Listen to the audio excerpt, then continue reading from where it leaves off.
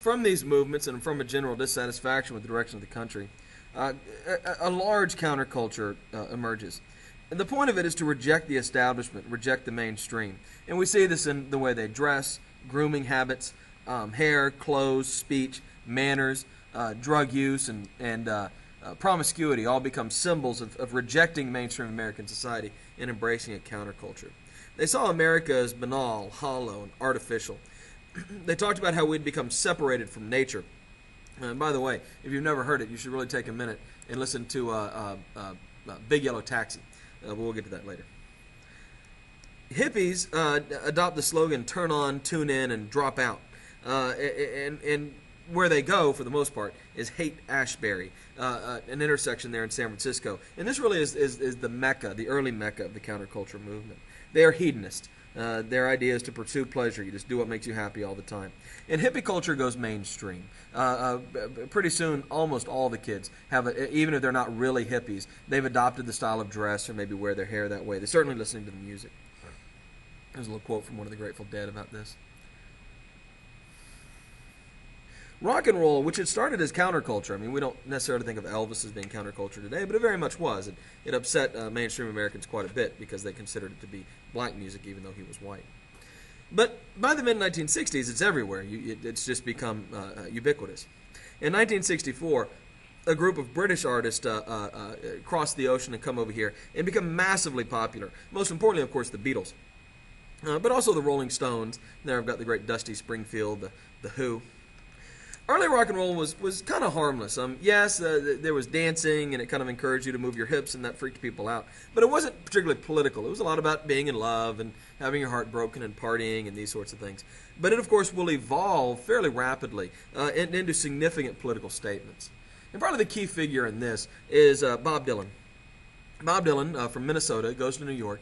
And he starts out as pretty much a straight folk singer, but then he turns electric. He begins putting more elements of rock and roll into his music, and he begins taking this genre of music that had been, She Loves You, Yeah, Yeah, Yeah, I Want to Hold Your Hand, and he begins infusing it not only with political messages, but with fairly complex poetry and stream of conscious imagery and these things, and really makes it much more complex. And he's a pivotal figure in the transformation of popular music into something more than what it started out as. Here's some lyrics from his songs. You should listen to all Bob Dylan songs, in my opinion. He's my favorite. But you can see here, this is dangerous. This is challenging. This is the kind of thing that's going to freak people out in 1964. And Dylan is only kind of in the vanguard of a whole movement that's taking rock and roll places that it had never been and nobody had ever really predicted. You have the Beatles getting involved in Eastern philosophy and meditation.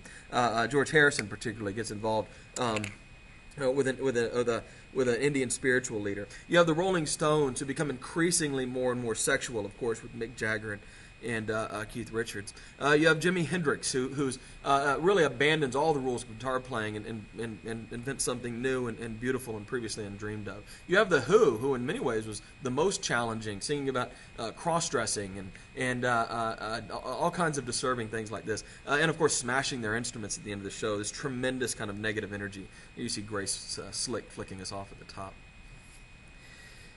By 1969, rock and roll had evolved to the point where it could have a giant, massive festival, and this is Woodstock.